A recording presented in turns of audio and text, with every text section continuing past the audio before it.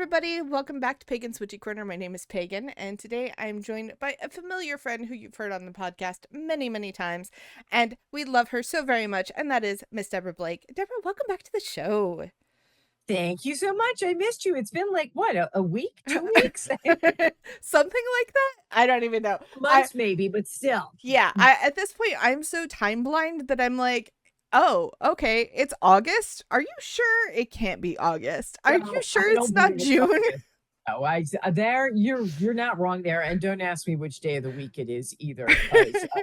Oh, no. No, it all blurs together after a while, for sure. Absolutely. And, I did have a couple of new things come out since the last time I talked to you. So it's only fair that, I came back so we could talk about them. Absolutely. Which you did talk about the re-release of Witchcraft on a Shoestring that is re-released with Crosscode Books, and we talked a little bit before the show, but I had gotten my copy after we had recorded. So if you all have not picked out a beautiful copy of Witchcraft on a Shoestring, here is your shameless plug moment. Go pick it out. And also, if you'd like to know more about this book, go listen to all the other episodes with Deborah. We've talked about it like 3 times.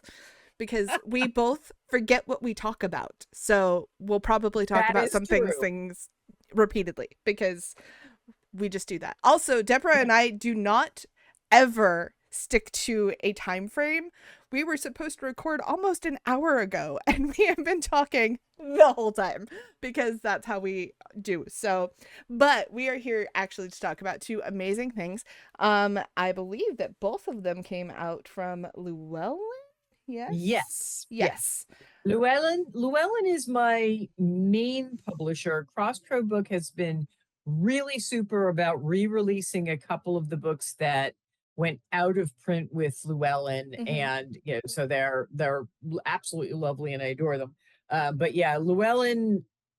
Oh dear God, I'm trying to think about how many.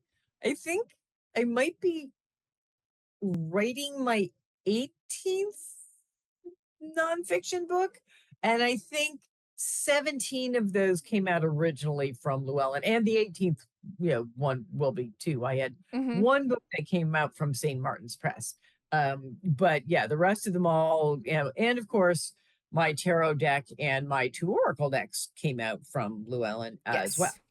And you have a brand new oracle deck, which is the Wisdom of the Familiars, which is so gorgeous.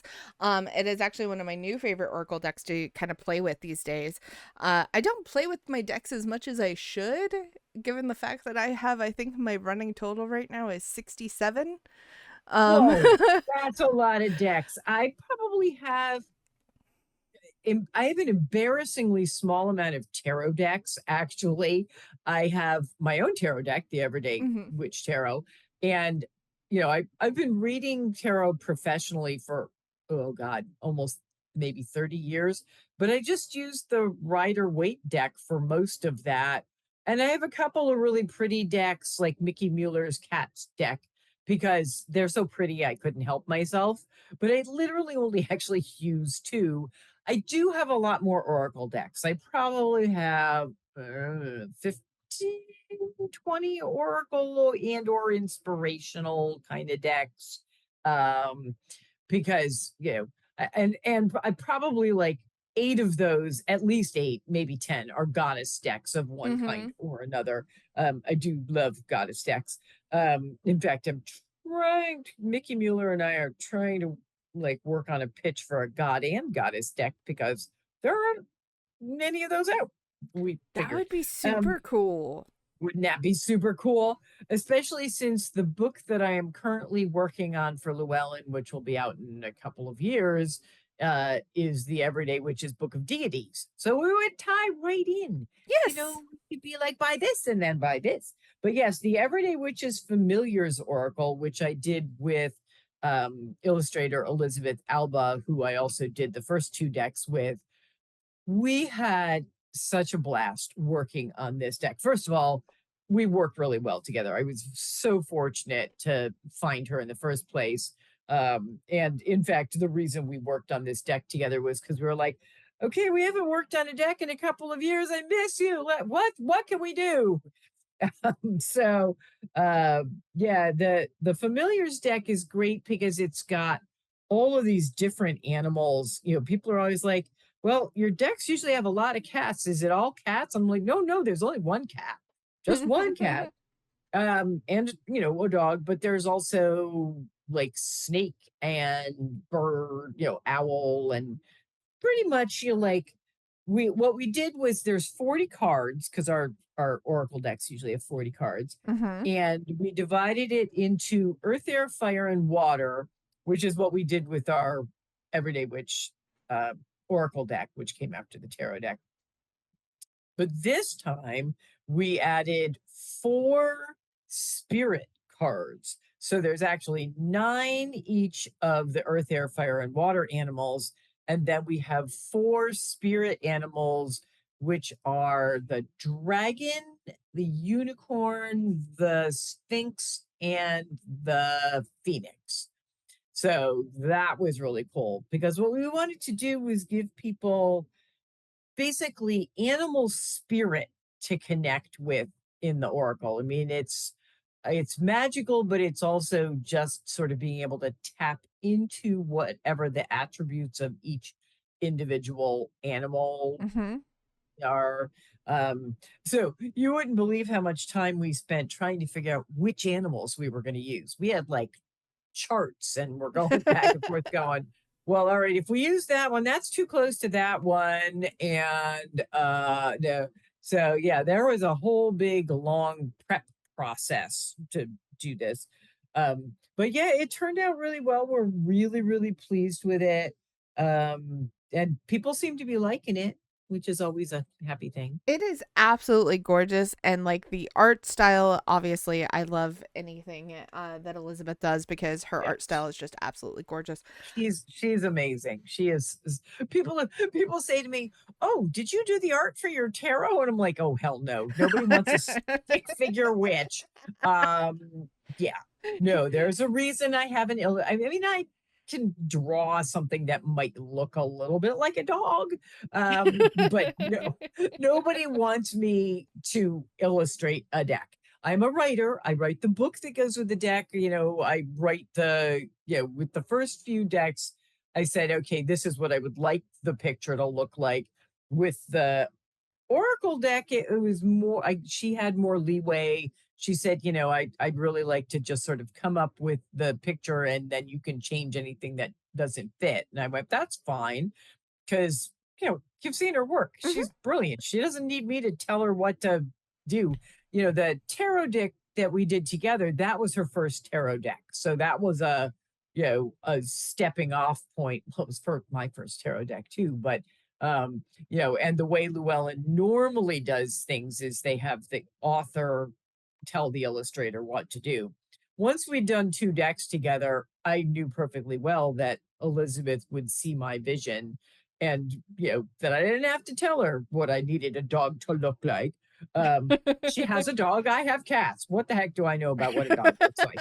Um, but yeah, I mean, there were a few little tweaks where I'd say, "Oh, we need like magical swirls or something," or could you have three raccoons instead of one, or whatever it was. Mhm. But for the most part, yeah, she just all of that gorgeousness came out of Elizabeth's brain and her massive amounts of talent.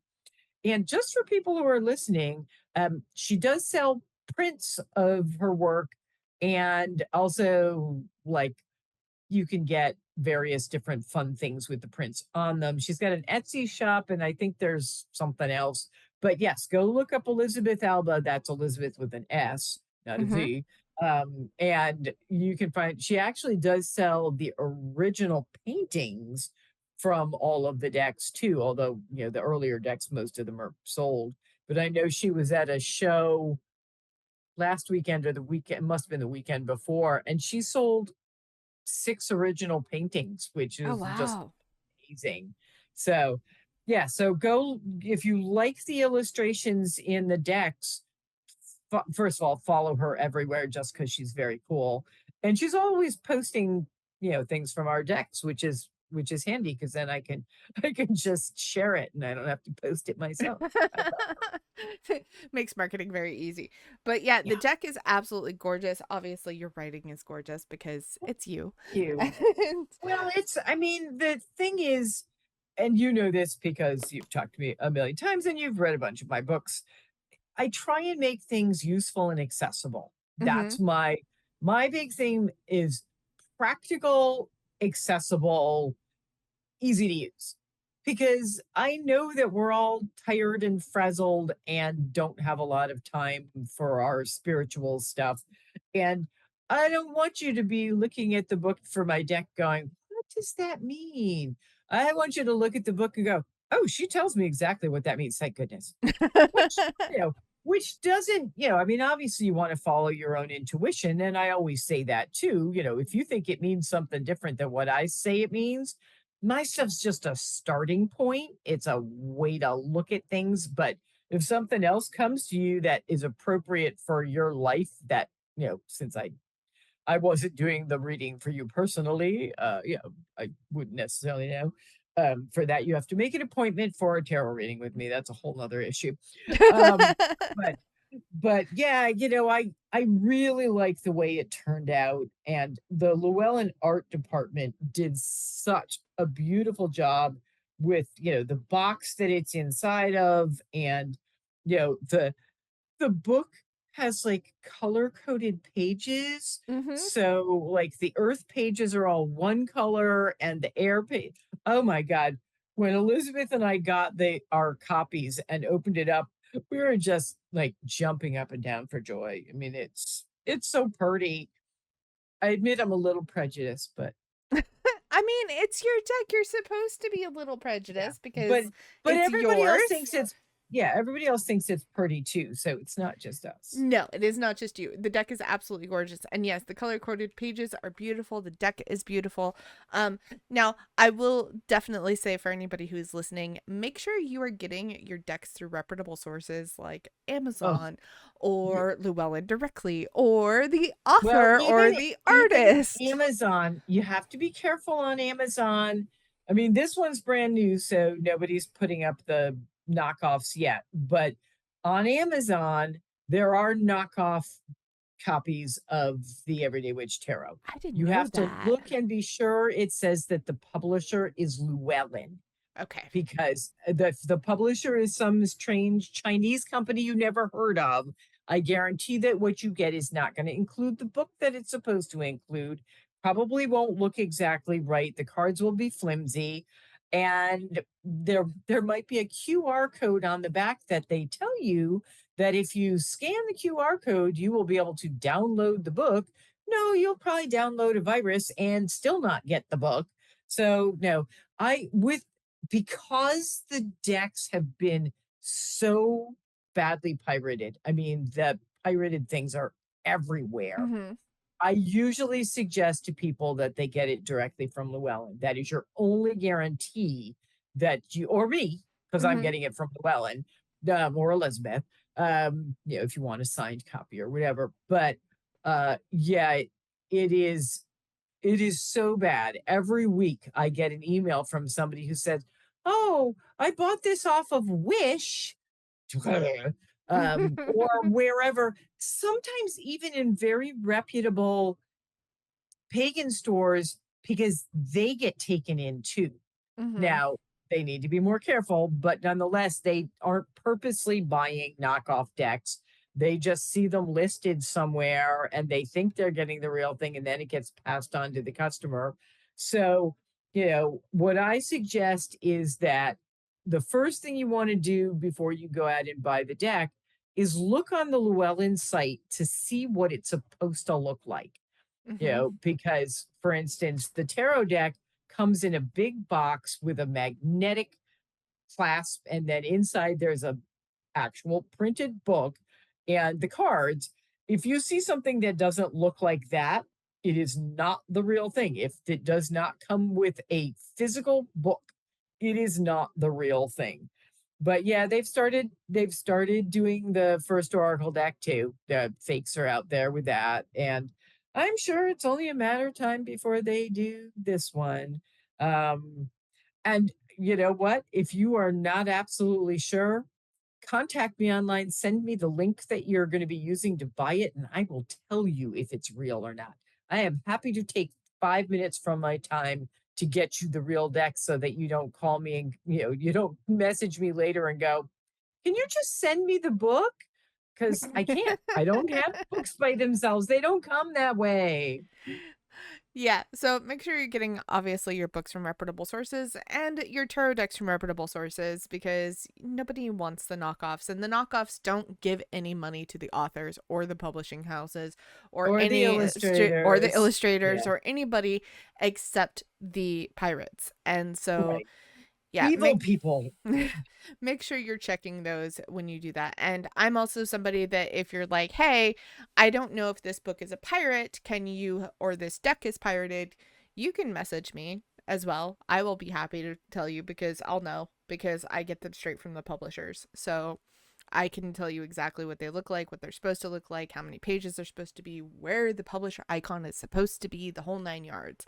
Um, yeah, I'm happy to Yeah. do The that as other well. thing is, if you find a book online as a free download, also pirated, stolen, and again, if you take this free download thinking you're getting a deal, first of all, I don't get any money. Llewellyn doesn't get any money. And publishing, I know people think publishing is this wealthy business. It's It's got not. very small profit margins, especially in the pagan area, because we don't, you know, we can't sell books to everybody. We can just sell books to other pagans. And at a certain point, if there's not enough profit, they're going to stop putting out books and decks. So there's that. Also, you're basically ripping off the hardworking author, aka me, because I don't get any money when they do those. Mm-mm. But the other thing is, you're probably again going to get a virus. Why do you think people put up these so-called free copies for people to read? It's not out of the goodness of their hearts. I mean, there are some people up there who have this misconception, I'm going to say, that all information should be free. And therefore, they take a book, they actually scan every page and put it up online and give it away.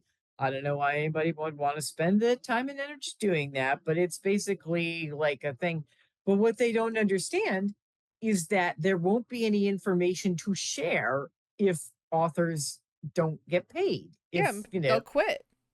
Yeah, I mean, I know, unfortunately, a lot of people who have done that, who have just Hmm. said, "I cannot afford to keep doing this. I'm gonna get a real job." Um, because it is, and publishers close or they get bought out and taken over by other publishers, and then they don't have certain lines. Yeah, it's a tough time for publishing. So yeah, you want to support them and of course support your local indie bookstore. You can also support your local libraries if you are unable to purchase copies. I know that in today's world, sometimes it's a little bit difficult, depending on where you live, to get some of the pagan books. But a lot of libraries do have ebook options, and most of them can get the pagan books in ebook versus Well, stocking and them on they the also shelves. often they have interlibrary loan. I get a ton of books. So if your local library doesn't own it, they can usually check to see if there's another library nearby and they can borrow it. Yes. Um, and I love buying books. I buy lots of books, but I also take a lot of books out of my local library. My pagan books, I tend to want to buy a hard copy because I usually use them for reference, and I want to have them around, you know, and certainly I would like people to go out and buy my novels, but like everybody else, I can't afford to buy every single book I want to read, and I read a lot of books. Plus, I'm sort of trying to declutter my house. That's So, a mood. I buy the books that I know I'm going to treasure. I buy those books. The books that are like my beach read, I might get that from the library. Unless I'm going to take it to an actual beach, I wouldn't do that with a library because that's just not a good idea. Um, but yeah, there's so many different options, and ebooks are almost always cheaper if you want to get the book as an ebook. Now, again, I may read a novel as an ebook. For my witchy books, I like to have the physical book in my hand, in part because I'm often like marking which pages I want to go back to, and so I've got like little post-it notes all through my I have physical little copies of tabs and books. post-it notes in all the Yep, books too. tabs and post-it notes and all that kind of stuff. And of course, the couple of books that I put out, the eclectic, which is Book of Shadows, and then the Book of Shadows Companion, which came out earlier this year. Those you're actually supposed to write in. You're supposed to add to them as you get wisdom, and you can't do that with an ebook. So those you really want a physical And please copy don't of. also do that with a library book. Just Yeah, get no, that yeah, would be a that one bad, that bad would be a idea. bad idea, and the library book will charge you for that. So don't do Yeah, that. Um but yeah, in terms of everything else, make sure that you're just supporting your local libraries. Also, if you ever get a book that you're just like, hey, this book was okay, it wasn't really for me, I don't know if I want to keep it, donate it to your local library. They will happily accept it. They don't care if they have 25 copies of the same book. They really don't. right. Yeah. They Well, will happily accept it. especially the witchy ones, because what I've been told by my library, because what I do whenever I have a book come out is I go down and I give them a copy. Mhm. I always give them copies of my nonfiction, my fiction. Um, and apparently the witchcraft books are the most stolen from libraries. Yep. So they may get a copy, but once it's stolen, they're not necessarily going to replace it. And there, what I was told, which is sort of interesting, is that they really don't know if they're being stolen by witchy types who want to have the book and don't want to pay for it, which I hope that's not true, or if they're stolen by anti-witchy types who think that a library should not have that kind of book. It's hard being an author. I'm just saying. It's very hard being an author, and on the fiction side, it's just as hard. So, Oh yeah. yeah. Well, and I have a whole bunch of fiction books too, so Yeah. it's just Which yeah, also, if none you of it's listen to the easy. other show, which is now, for those of you who are listening to the show, that the show title over there has changed. It is Books and Cosplay. So there's a link in the show description. But I Deborah, missed that. I missed the name change. well, yes, now it's been changed because I do cosplay episodes with cosplay interviews. So, and like I said before, yeah, of course, we turn all hobbies into business in our Yeah, brands. But yes, Books and Cosplay is the name of the show. Deborah has an episode over there talking about her fiction books, so you can check I that out do. there.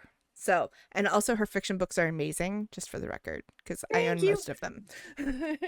Yeah, and I am in the process of reissuing my first series, the Baba Yaga books, which of course, if you're a witchy person, you probably would like because they feature witches, Hmm. and so, what's not to like there? Um, They're also very kind of, good. yeah, thank you. Yeah, no, they've, I mean, I know you're not supposed to have favorites among your books. It's just like you're not supposed to have favorites among your children or your cats or all those things. I think my Baba Yaga series is my favorite. I have a number of series out now, but I really love those books. So when I got the rights back, I was like, okay, I'm going to put them out. They're going to have new covers, and one of the things that I like about them is that they're trade paperback size, which is the bigger paperback, Hmm. instead of the mass market, which is what they originally came out in. That's the smaller one. And the print was really tiny in the mass market ones. And I'm old and my eyes suck. And I'm like, look, now I can read my own book. That's great. It's the little things in life. It is the little things in life, and that's also why I love being a self-published author, because then I can set the print size. Oh yeah, no, and I have this wonderful um woman who's doing the new covers for me, and I actually like them better than the ones that Berkeley did initially, which the Berkeley ones were fine. Well, most of them. I had one I didn't like. I'm not naming any names. But it was the blonde one that looked like a Barbie. Oh, But yes, yes. yeah, that was not my favorite color cover, and the new cover is so much better. Oh my god. So yeah, so the third the third one of those books, which is Wickedly Powerful, will be coming out hopefully within the next week or two. Oh, So cool. yeah, we just finally settled on the cover. We had a really hard time finding a model we liked. It was a redhead, and apparently all the models that they use for redheads are 12. I don't know. We couldn't find anybody who looked mature enough, who looked cool enough. We did finally sort of settle on one that we thought was good. And of course, there's a cat on the front cover because all of my Baba Yagas have dragon companions that are disguised as a really large animal. Like the first one has a giant white pit bull, and Mm-hmm. this third one, she has a giant Norwegian forest cat. And so there's a Love really cool those. cat on the cover. Just saying. You want to buy the book just for the really cool cat on the cover. I mean, that was probably one of my favorite things about the one with the pit bulls because I have pit bulls. I rescue pit bulls, and And so I love pit bulls. they're so People said to sweet. me, people read the book, and of course, the second book had a giant black what was that dog? Is it a lab? Uh no, because they're water dogs. Well, it'll come to me, maybe or not, because my brain. Um, but anyway, so the first two books had dogs in them, Mm-hmm. and all of my readers, many of whom had followed me from my witchcraft, and so they knew me. They're like, "But you're a cat lady. Why do you have dogs? Where's the cat?" So I was like, "I'm not. I'm not in charge of the books. The characters show up. The first one was a giant white pit bull, which actually the inspiration for that giant white pit bull and I love pit bulls. I don't have dogs because my cats won't let me. They're mean that way. But I love pit bulls. They are the most maligned animal. Every pit bull I have ever met was the sweetest, Mm-hmm. goofiest, like, oh, Peppy, I love you kind of dog. And the I used to run an artist cooperative shop, and somebody had put up a sign for I think it was a lost dog. I can't remember if it was a lost dog or an up for adoption dog. No, it was an up for adoption dog because I kept looking at it going, no, no, you can't. And it was actually a female, but it was a beautiful white pit bull. So Oh, pretty. And there was a poster that I looked at every day at the shop. So when I started writing this book, and I had met a really sweet white pit bull at our local fairy festival a couple of years before that. And so I was like, oh, yeah, the first one is going to be a dragon disguised as a giant white pit bull. Because really, if you were a dragon, what else would you disguise yourself at? I mean, that is true. Yeah, Unless you yeah. were trying to be like still in dragon form, I would say a bearded dragon, but my daughter has a bearded dragon. Oh, I love bearded dragons. They're very cool too. And Yeah. our bearded dragon, I'm not like a big reptile fan. I never have Mm, been, but he and I cuddle all the time. They're And like they're she so just comes cool and looking. drops them off on me, and I'm like, "Well, I guess we're cuddling. Would you like to watch TikToks?" And he does. He loves TikToks, especially if That's they're really drama funny. filled. He is all about the drama tea. Like he's like, Me "Oh, what is too. happening here?" Like I'm invested. Like he's so funny. The Norwegian forest cat one was one I had fun with too, though, because since there are dragons, they were obviously going to be larger than a normal cat or a dog. So Newfoundland, that's what the That's second one yes. was Okay. Newfie. Yes, yes. Um, because yeah, basically I googled what are the biggest dogs, and then I Googled what are the biggest cats. And I already knew about Maine Coon cats, but the Norwegian forest cats are the same size or even larger, and they were just sort of extra cool. So They it's are very hard to so tell them apart. big.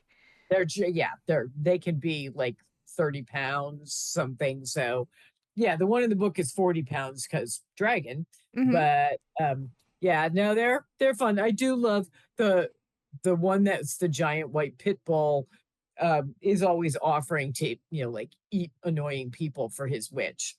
So Oh, that's yeah. precious. That's Yes, no, precious. it's a very sweet puppy. Very sweet puppy. He's annoying. Should I eat him? It's like, no, no, you don't get to eat him. You don't get to Sorry. eat him, but bringing it back to the wonderful witchiness of all, you also have another book that just came out, which is Llewellyn's Little Book. It's a little book in the Little Book of series, which we love, which is the Witch Book Yes. of Spellcraft. Oh, So, yes. obviously, everyone who's been on the show probably would know lots about, spellcraft, because we've talked lots about it, but every author has their own take on it. So kind of what was your inspiration for writing this book? Well, first of all, I just loved the Little Book series, and I had done the Little Book, Llewellyn's Little Book of Witchcraft, Mm-hmm.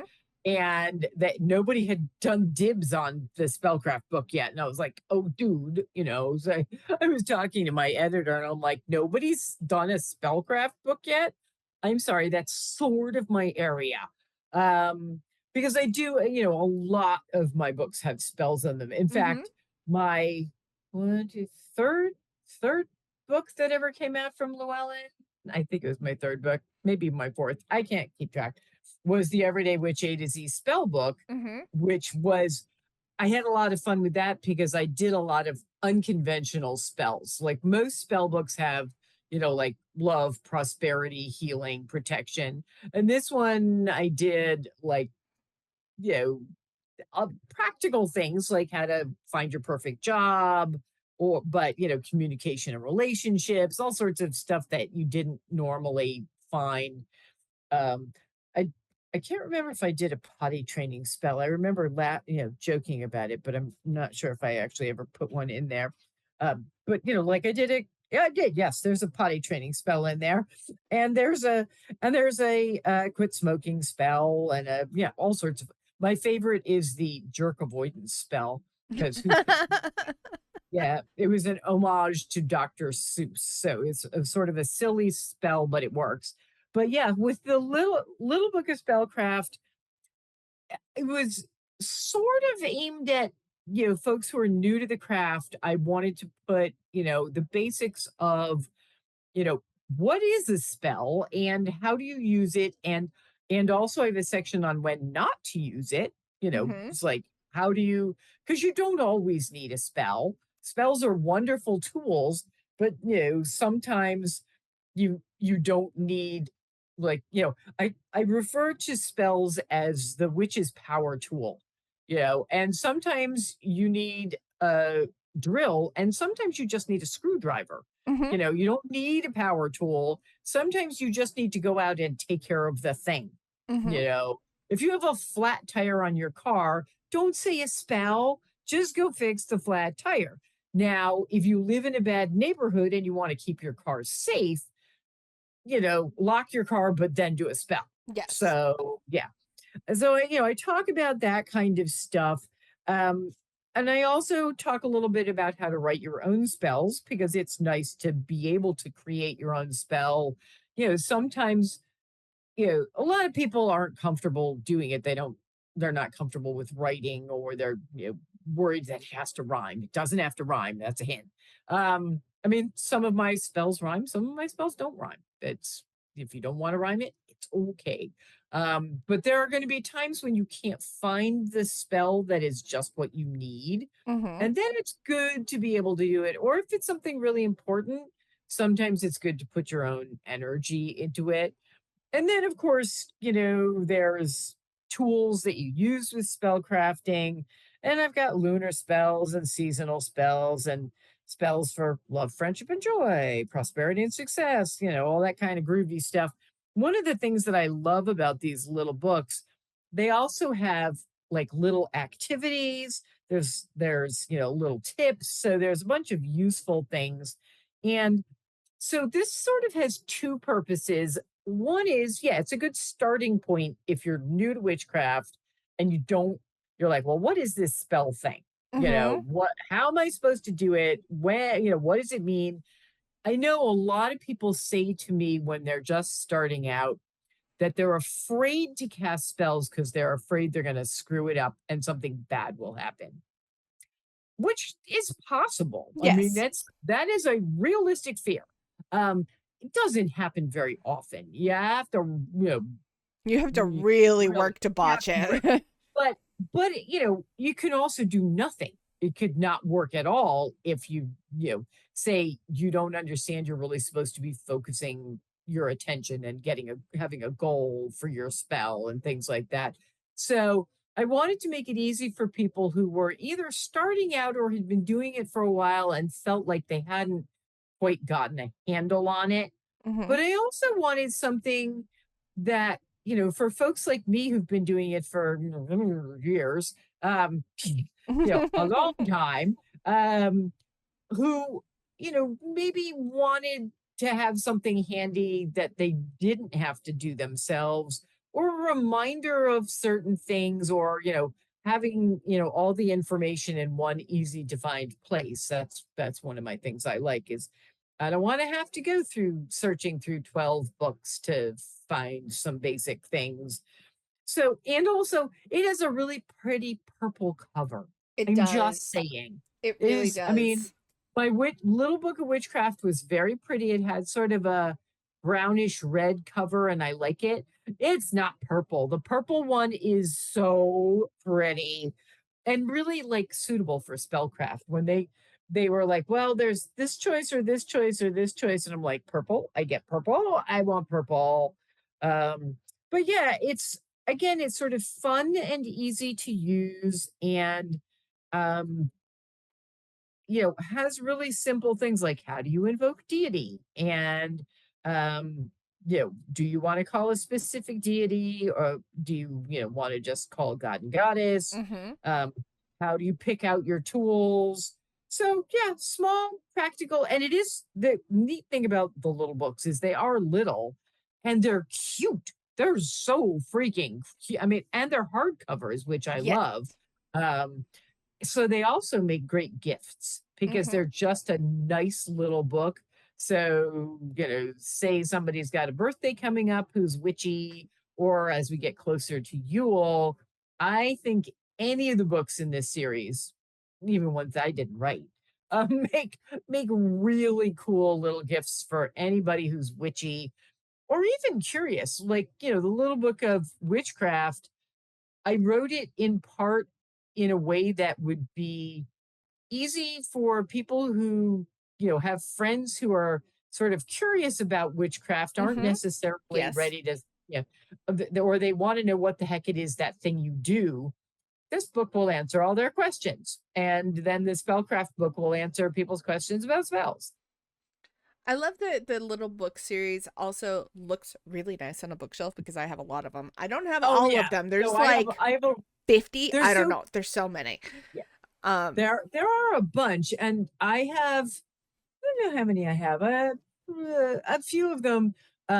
When I started to write the first one, Alicia, my editor, sent me a bunch so that I could see how they worked, and I'm like, "Ooh, free books!" Um, and there were some that the topics didn't interest me, and I passed yeah. them along to other people. And then there were some that I'm like, "Nope, this is mine." Well, little book of the moon, no keeper. Who doesn't want that? But yeah, you line them all up together. I actually kept them out on a countertop instead Mhm. of putting them away in my enclosed bookshelves where most of my witchy things are. Um, because they just look so cool together. They look so adorable. I think out of probably the whole series, obviously, yours are wonderful. I think, though, the cover that enchanted me the most was the little book of the Day of the Dead. I have that one. That's a really great cover. Oh I my God, love that is that a great cover. I cover. love the whole interior too. It's so pretty. Also, Mickey Mueller's one, the little book of Halloween. That one Yes. too. Well, and anything Mickey does. Anything Mickey does. I love Mickey too. I mean, she and I, that's why we're talking about trying to do an Oracle deck together, because, we're like little fangirls for each other. It's, I wish I had unlimited funds to buy all of Mickey's art. well, me too. And I have like a garden flag that has a black cat on it that's hers that I not only did I buy one, when that one faded after a few years, I bought another one. Mhm. So, and I have an Etsy shop, and I have my signed books, and I have some of the jewelry that I've made over the years, but I also do cute little like gift sets. So like you might get my eclectic witches book of shadows, but if you want to give it to somebody or yourself, you want something special. And Mickey made me up these little drawstring bags that I could put sets of stone gemstones in. Oh, that's cute. So, which they have the cover on them, so they're just beautiful. But oh my god, they're so adorable. Yeah, so you know, you basically you get the book, you get a cool pen, and then you get this Mickey Mueller bag full of, you know, I think there's 5 basic gemstones, sort of like a starter kit, you know. Hmm. Or if you're like me, a just because I like rocks kit. Yes, we like the rocks. We like all the Yes, I shinies and all the pretties. Crystal junkies of the world unite. Yeah, we should start like a 12-step program. The problem is we'd get to step 3, which is get rid of your some of your crystals, and we'd be like, nope, Yeah, sorry. that's not happening. Nope. No, no, no. No, no, no. No, that What is. if I need that one? I need that one. It's like, but yeah, what if I need it for this thing that you're never going to actually do, but you might do it someday? It's kind of like trying to clean out your closet and you're like, I will totally wear those jeans again. No, you're Right. Yeah. not. Well, and I figure, you know, unlike the clothes in my closet that I will never fit in again, you know, the gemstones, not only are they sitting there looking pretty, but they're just putting all this great energy in your Hmm. house. So yay. And they give your cat something to throw on the floor. Um, which is Thank goodness why cats don't now, have opposable thumbs because, yeah, yeah. they're like, I need this stone, mama. I need this stone now. But yeah, so the little book of spellcraft, I'm just so pleased with the way it turned out. I mean, I really think it's pretty, it's useful, it goes well with the rest of the books in It the set, does. and of course, you know, it goes well with all of my other books. Should you decide you need to collect them all, which you know, not, I'm not again it. Um, There are a lot of books. This is why when you look at the show description, usually I include, several books and all that. With Deborah's books, I don't. I just include her website and links to I Llewellyn because honestly, there's so many that I don't have enough characters to put all the book titles in. No, it's a little crazy. Like I said, I'm either working on, I think I'm working on number 18. So number 17 will be the one that comes out in January, which is going to be uh a year and a day of everyday magic. I did a 365 book Mhm. a number of years ago, which was year and a day of everyday witchcraft, and people really loved it. But after a bunch of years of using the same book over and over and over again, they're like, "Could you do a new one?" You know, could you? It's like I've sort of got this one memorized because you know every February 1st I look at the February 1st page. So yeah, so I have a new year and a day book coming out in January of next year, which is closer than you think somehow. I don't know how that happened. How are Yes. we in, like, what are we? Is it mid-August It's now? I'm almost confused. mid-August, yes. Yeah, And I don't I know how that happened. I don't know Um either. I'm not sure I like it, but also I'm completely 100% over with summer. So, Oh, this summer was insane. This summer, I live in upstate New York where, usually we complain that it doesn't get warm enough, and it was in the 90s more often than not. It was, I spent half the summer sort of looking at my garden and going, sorry, maybe tomorrow if I get up really, really early. It was so freaking hot. Oh my God. I felt like I'd moved to Texas and not noticed. It it's was funny bananas. that up north y'all have had warmer weather than we've had in the south. I know it's the It's like we world is so flip-flopped. crazy. Yeah, no, I don't understand any of it. But yeah, so I don't know. It is somehow mid-August, and prime ragweed season, which is Oh, my yes. favorite time of year. Right? Absolute favorite. Not. So, obviously you have the new book that's coming out in January and you said you have another one that you're working on that'll Which probably won't be be out in out like for a 2 couple. years? Yeah, probably Yeah. 2 years. Yeah, the from the time that I submit my proposal to the time when the books come out is about 2 years. It takes me usually 6 months or so to write it, but then it gets edited and then it gets revised edits and then it gets approved edits and then they have to send it out for printing. So yeah, probably a year and a half, maybe. What year is this? This is 2024. 2024. So it will probably come out in the beginning of 26 is my guess, but I don't know for sure. And Elizabeth and I are working on another tarot deck, the Whimsy Woods Tarot, which is completely different from any of the things that we've done. It's got cute, like people animals, like in Disney's Robin Hood or Oh, Wind in the cute. Willows. Well, that's the thing about working with Elizabeth is she goes through phases where like wanted to paint animals at the point where we did the familiar deck. So we did a deck that had familiars. That was fine. And she was tired of painting people apparently by the time we hit the familiars deck. And now she's in this phase where she's painting these cute little animals who wear like waistcoats and carry pocket watches, or they're like having a picnic or whatever, and they're so freaking adorable. And so, yeah, we were trying to figure out another project to do together. And I had pitched one thing to Llewellyn, and I forget what it was, and they didn't like it.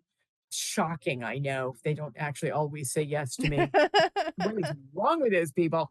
Um, and then she said, well, what about doing a tarot with these? And so we came up with a pitch for that. And I think they liked it because literally we sent them our proposal in the morning, and by that afternoon, they'd said yes. And that never happens. It's usually like Wow.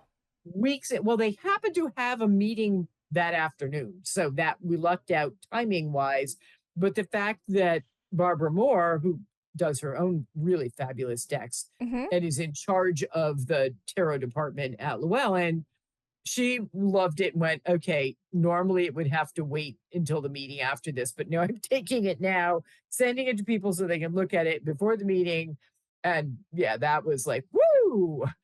So, but that will definitely be probably closer to 3 years. Hmm. Because the tarot decks take a really long time. She has to paint 78 original pictures. Right. Plus, actually 79 because there's also the back of the card. Yeah, because it ends up being a whole lot of work, not only for the artist, but obviously for you because you have to write everything to go with it, and Right, then they have to approve it, and then they have to look at it, and then they have to do the right. printing And and and the yeah, the box printing is a lot design and more. Yeah. Yeah, yeah. it's a huge project. When you take on, Oracle decks are a big project. Tarot decks, are just huge. Um and yeah, they have to send it out for printing and that takes a long time. So yeah, the lead time on a tarot deck is a lot. So this will probably be out in, I think we're saying 27. God, it seems Um so far away.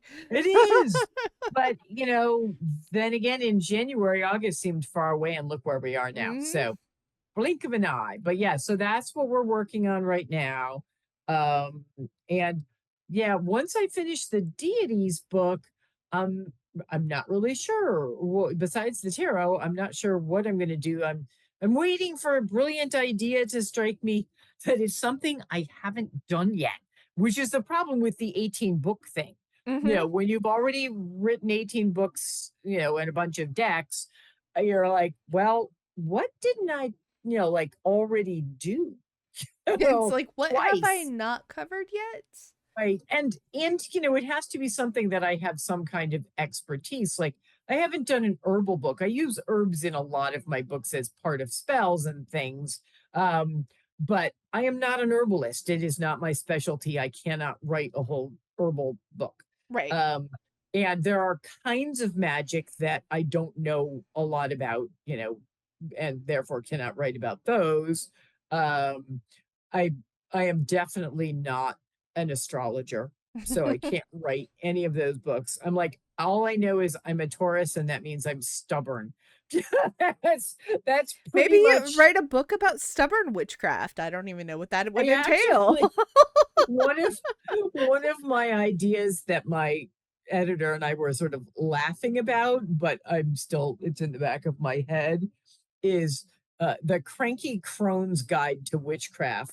That would Because be that wouldn't that cute. be fun? And I am kind of a cranky crone witch now. I'm in my 60s and I'm definitely a little cranky. So I would just have to figure out like what the heck you I mean, there's the title. The title's great, but what do you put in that book? Yeah. So because Spells you for can't go around. menopause? Yeah. Yeah. Yeah. Well, spells for coping with life's difficulties, I think, I think it'd be and maybe a lot of transitional stuff too, because obviously when you're entering into the crone phase, it's a whole new transition. It's a oh whole yeah. new thing. Um, it's not the same as when you're in your younger years, obviously. Right. Well, So, and one of the things that Alicia, my editor, and I talked about was trying to, and I don't think it would be a whole book, but it might be part of a book, ways to practice when you have some form of um either a disability or something that makes it so you can't, do things the way, every single book says, sit on the ground. Well, what if you can't sit on the ground? mhm. Or they say, okay, you know, focus on this. Well, what if you're on the spectrum and you have a hard time focusing? Then what else, visualize. I've had people write to me and say, you always say visualize. I don't know how to do that. I can't, my brain doesn't do that. What else do I do? So I've thought about trying to write something that has some alternatives for the issues that some people have, when they, have one thing or another. I don't really like calling them disabilities because I have a crap ton of stuff wrong with me, as you know. Mhm. Um, and I'm just, I don't want to call it otherly abled either because I just think that's stupid. That's Um, so but it's silly. like it's like otherly abled. What does that even mean? I But just like to it, say that I'm not human anymore because yeah, that's kind of how it feels. So exactly. Yeah. I'm progressing Well, into a magical being. That's what's happening here. yeah, I'm definitely on some kind of a something. But yeah, for people who have issues that make it difficult for them to do, that some of the traditional approaches, I would like to have a book that includes some suggestions for people on alternative, if the instructions say do this, well, try this or this kind of thing. So yeah, that's in the back of my head. Now I've given that idea away. Somebody else will write it before I get around to it. But Well, yeah, I think that there's also there's different takes to a lot of different things. oh So, yeah, I mean, even if somebody else was to, write something similar, having your take on it's going to be different than right. anybody Well, else let's face because it. we have what 5 billion basic witchcraft books. Oh yeah, and 4 billion spell books. So Right. So there's it's just the difference between each one is not the fact that they all say similar things, it's the fact that it's a different take from somebody else's right. brain. Well, and how they're presented. The people who like my books and who say to me, you know I have like 5 of your books or 10 of your books or whatever, like them because they like my voice, they like the way I approach things, they like the accessibility and the practicality, and then there are people who are like, oh, I want the more complicated advanced things that use funky esoteric herbs that I have to order from wherever. um, and I'm fine with that. Whatever makes you happy, whatever makes your witchcraft satisfying and works for you. If it's not my stuff, or if it's my stuff and somebody else's stuff, whatever it is, by all means, just just buy books from somebody. I don't care if it's Right. for me, just buy books. That's my But theme also buy song. Deborah's books because they're amazing and simple and easy to understand and great for beginners. There's a shameless plug. What she said. Now, we have a little bit of time left because you and I obviously can talk forever. But you have some classes that you've been teaching, and let's talk a little bit about that. And how often are you doing these, and how many do you have open still?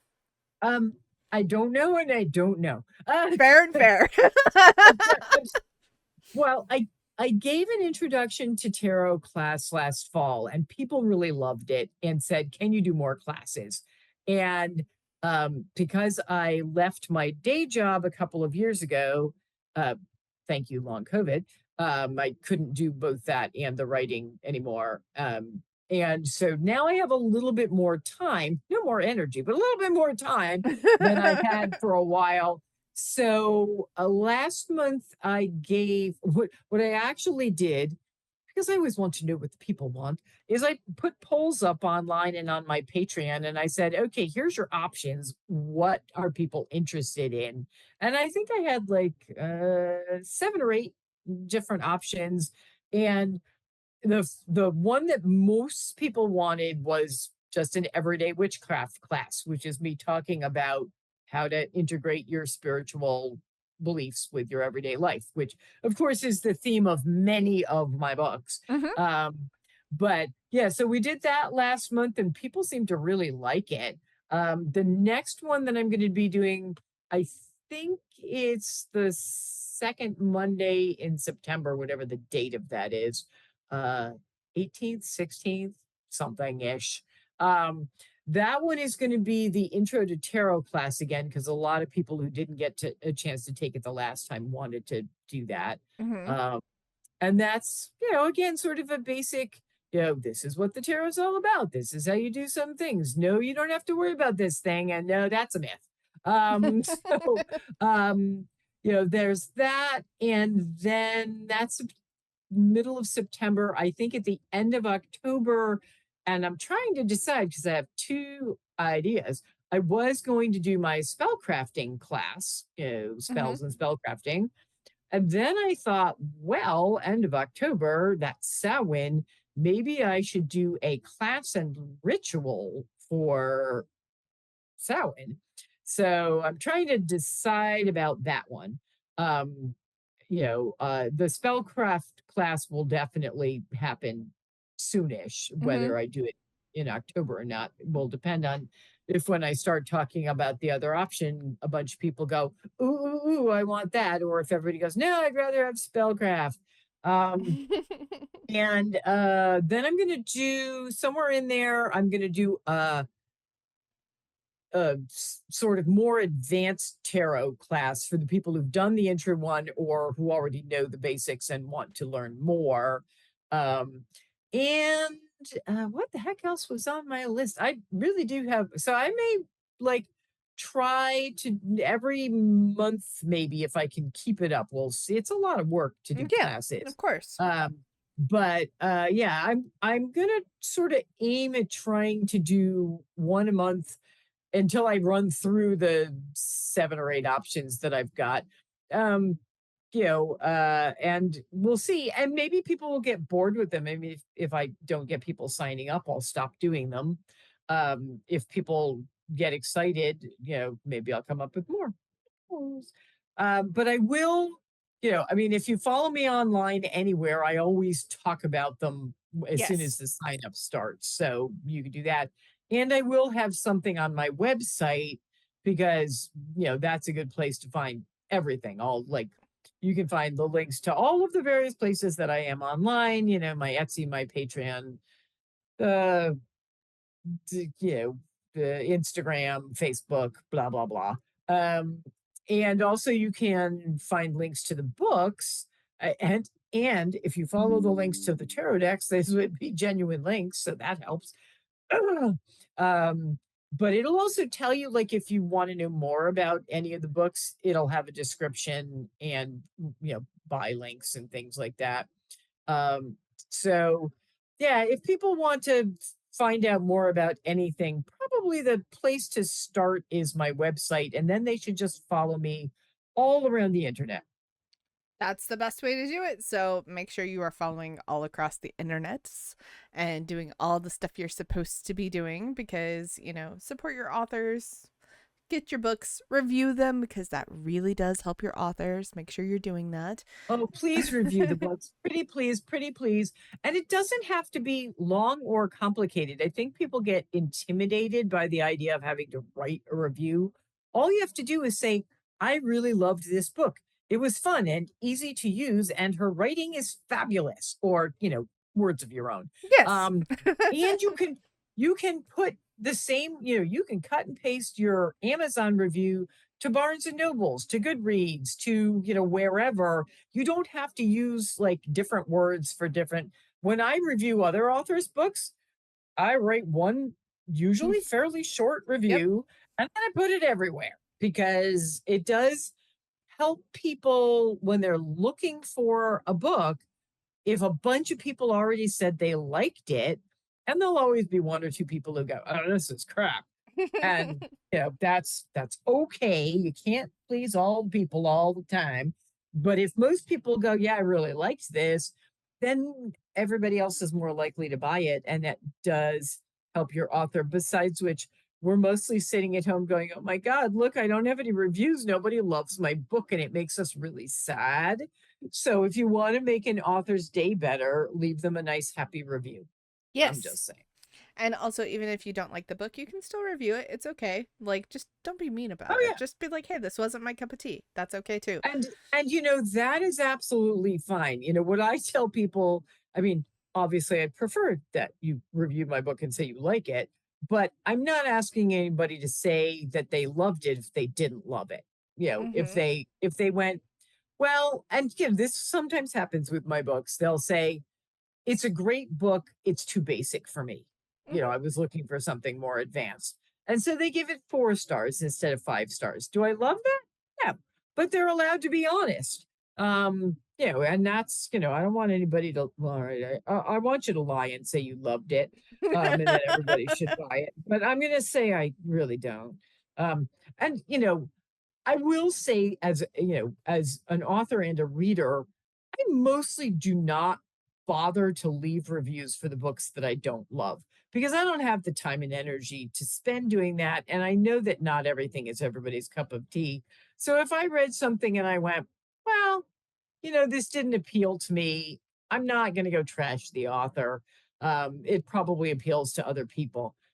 If there's something really wrong with the book, if there's misinformation, or, which sometimes happens in witchcraft Yes. books, I might go say that. And if there's like the one novel that I left a really crap review for advertised itself as a humorous romance. And I needed something that was going to make me laugh. It was in the middle of the pandemic. And so I saw this book. I think it came up on BookBub or something. And it wasn't an author I knew, but I went, look, it says it's humorous. I need humorous. It was the most depressing novel I had ever read in my life. And so I just left a review that said, if you are looking for humorous, this is not the book for you. It wasn't badly written, but that was false advertising. It was not funny in any way, shape, or manner. And I was basically a warning for people, that were going to be in the same situation I was to no, just pick a different book. Mm-hmm. If you liked the premise of the book, if you liked the story, go for it. But it was not funny. It was depressing. And I have real life for that. If I wanted to read depressing, I just read the newspaper. That's like the most accurate statement ever. Well, So, I mean, what that's my personal thing is I read books either to be entertained or to be uplifted. I right. do, you know, I don't read horror. There's nothing wrong with horror. I have friends who love horror. I find life to be scary enough. I don't need made up things to scare me. So yeah, I want something that will take me away from real life.